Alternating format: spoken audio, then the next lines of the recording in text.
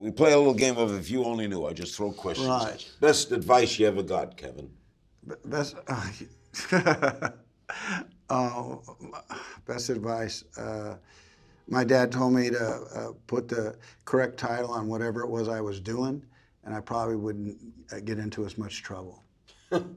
Meaning, I told this story before. I took a piece of candy, I stole it, and he said, "What are you doing with that candy?" And I said, "I was hungry." He goes, "No, that's not what you did. You stole the candy. You put the correct title on what it is you do, then you very rarely have a problem in life." That's fantastic. I love that. Funniest fan encounter?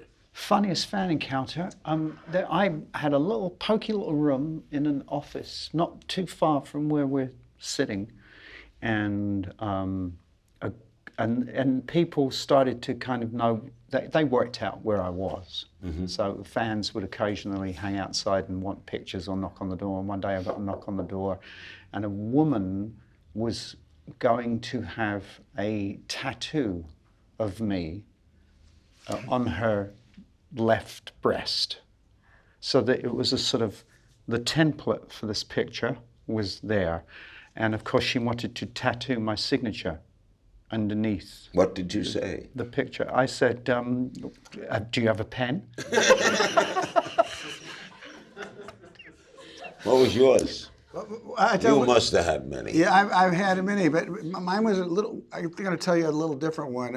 In the first Gulf War, sometimes the Hollywood community comes to a song, to rally. David Foster called me, who you know, and called me, and the whole community came forward. He gave me a lot more credit for being the first guy in that helped start this thing. But anyway, we're over at the Warner Brothers thing, and everybody you can imagine, Springsteen and Quincy Jones, you go right down the list, everybody's singing this song. It's been a long day.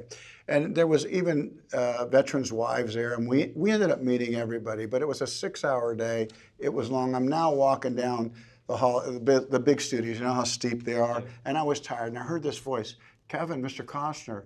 And I was about 40 yards away, and I had a good chance that I could keep walking, that I didn't hear that. And I have tried to be good to fans my whole career, but I was beat, and I thought there's enough distance I could get away with, didn't hear it. Then now I'm 50 yards, and I heard the voice again, "Mr. Costner," and I took about 6 more steps, and I thought, there's no way. And I thought, you are such a turd.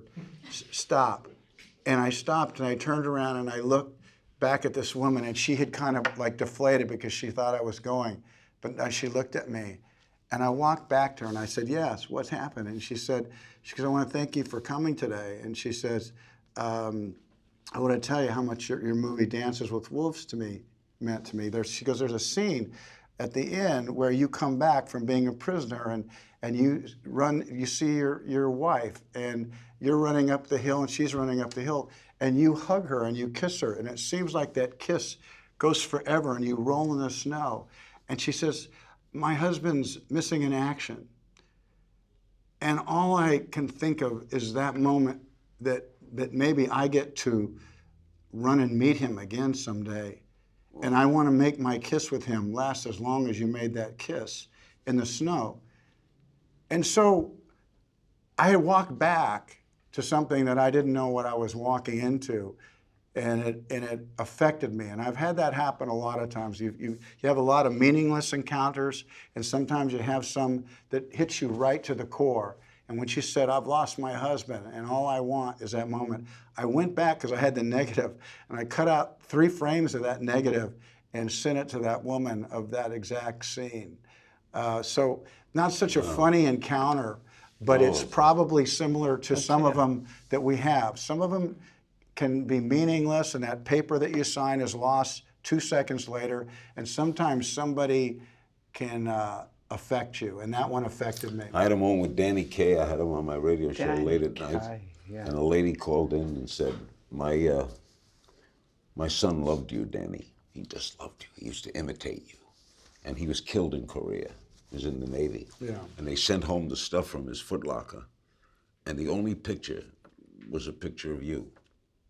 So I framed that picture, and it's next to a picture of my son, and I dust your face every day. And Danny started to cry. Yeah. Well, it can happen to You you. never know how you touch people. These movies, when they work at their very best, and often they don't work, but when movies are working at their very best, they can become about moments and things that are said that you will never, ever forget. Watch new episodes of Larry King Now Monday, Wednesday, and Friday on demand on Aura TV and Hulu.